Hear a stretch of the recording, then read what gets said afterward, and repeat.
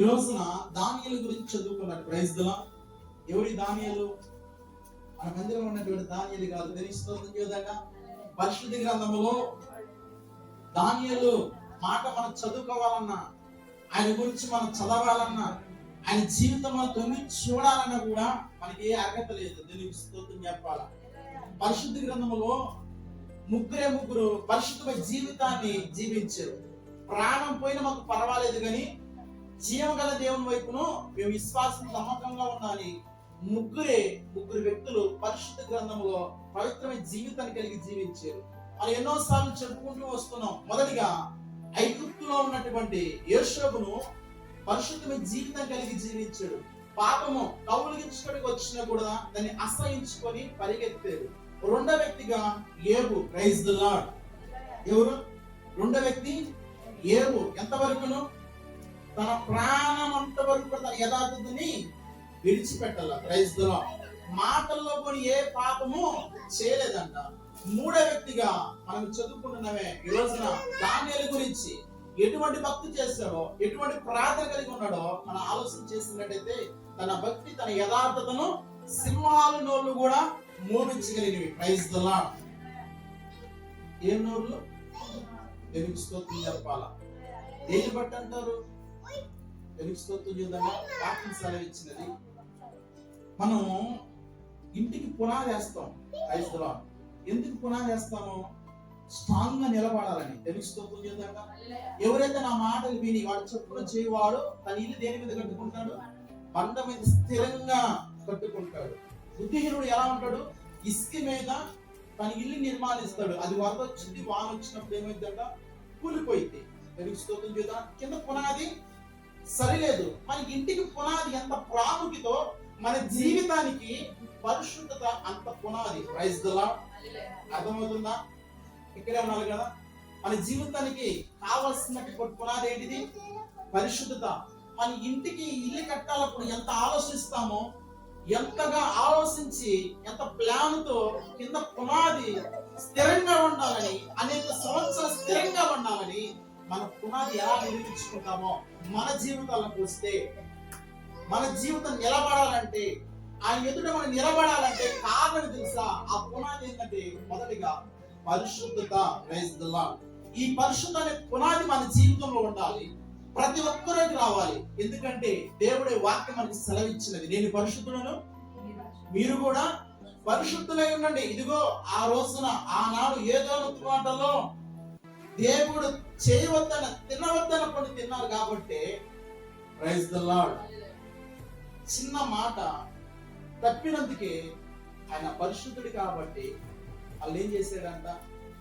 ఆ ఏదొంతు వాటలో నుంచి వెలపట్టేస్తాడు. అంటే దేవుడు పరిశుద్ధతను అంత ప్రాముఖ్యత ఇస్తాడంట. దేవునికి స్తోత్రం చెప్పాలా. హల్లెలూయా. ఆ కాయ, ఆ పండు తినక ముందు దేవుడికి ఎంత సావాసం కలిగి ఉన్నారు, ఎంత అన్యంతంగా ఉన్నారు. చల్లపొట్టలు వచ్చినప్పుడు ఇది వరకును ఆ కాయ తినమంటున్నాను అసలు దేవుడితో దేవుడితో సావాసం కలిగారు. ఎప్పుడైతే మన జీవితంలో చిన్న పాపమే కదా నిర్లక్ష్యం చేస్తామో అప్పుడు మనం కొంచెం దూరంగా వెళ్ళిపోతాం. అందుకని చిన్న ఒక మాటకే దేవుడు ఆయన సన్నిధిలో నుంచి అవ్వను ఆదామును వెళ్ళగొట్టాడంటే కారణం తెలుసా? ఈయన పరిశుద్ధులై ఉన్నాడు కాబట్టి మీరు కూడా పరిశుద్ధులై ఉండాలి. ఈ రోజు మనం జ్ఞాపకం చేస్తున్నట్లయితే మన పునాది మొదటిగా పరిశుద్ధతలో పునాది వేసుకోవాలి. తెలుసుకోకుండా ఈ పరిశుద్ధతే, ఈ పునాది ఒక రోజున ఎవరికి అందరిటువంటి శిఖరాన్న దేవుడే స్వయంగా కూర్చోబెడతాడు. దానియేలు జీవితం మనం తొంగి చూస్తే ఆయన గురించి మనం చదువుకున్నామన్నా కూడా మనకు అర్హత లేదు. ఎందుకంటే ఆయన ఎటువంటి భక్తి చేస్తే తెలుసా?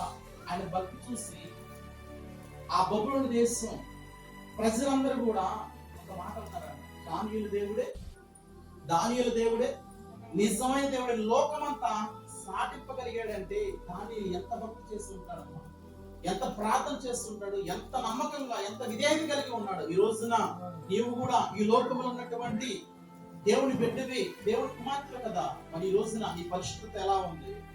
తెలుస్తుంది కదండి. ఈ పరిశుద్ధత ఎలా ఉంది? ఈ యథార్థత ఎలా ఉంది? దేవునికి ఇష్టంగా ఉందా? దేవునికి నమ్మకస్తులుగా ఉండవా లేదా? ఈ రోజున నీ విశ్వాసమే, నీ యథార్థతే, నీ పరిశుద్ధతే ఒక రోజున నిన్ను, నీ కుటుంబాన్ని, రక్షించగలిగింది. కావున ప్రియమైన దేవునికి బిడ్డల దానియేలు గ్రంథము 10 నిమిషాలు. దానియేలు గ్రంథము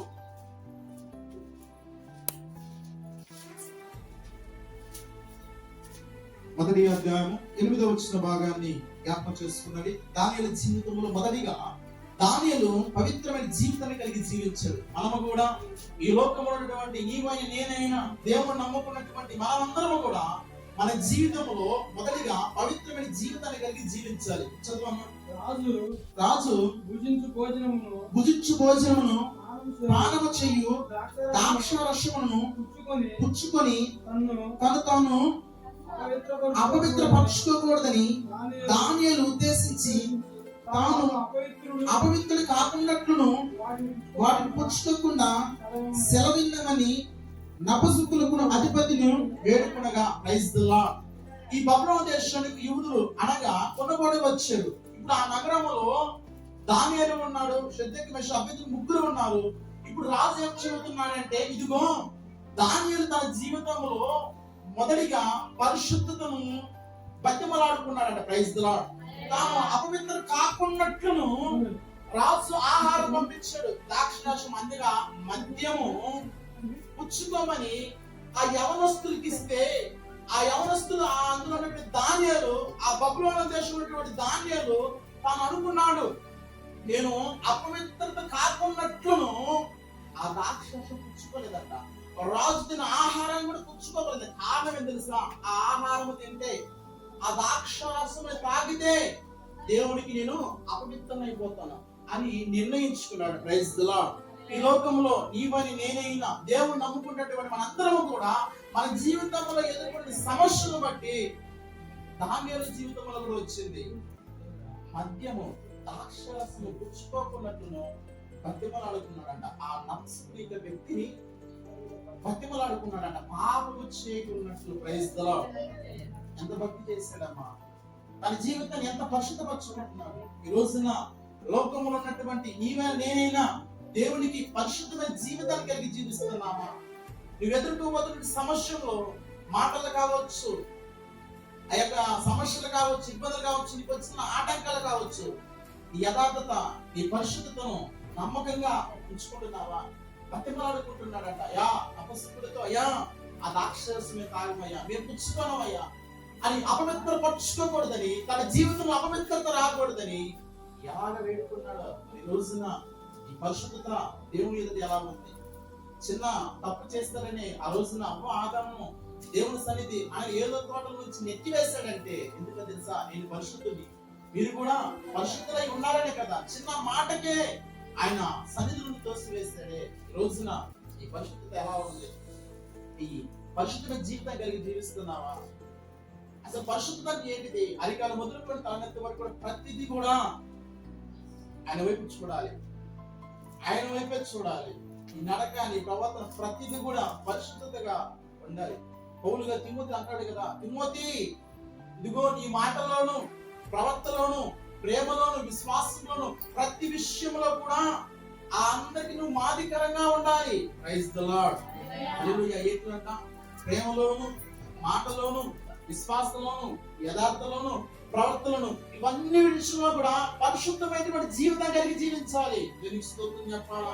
హల్లెలూయా. కానీ దానియేలు పాపము చేయకుండా, పాపం దగ్గరకు వచ్చినప్పుడు ఆహారం తినకుండా, ద్రాక్షరసం తాగకుండా, అపవిత్రత పరచుకోకూడదని కానీ పవిత్రమైన జీవితాన్ని మొదటగానే ఏం చేసిందా? పునాది నిర్మించుకున్నాడు. Praise the lord.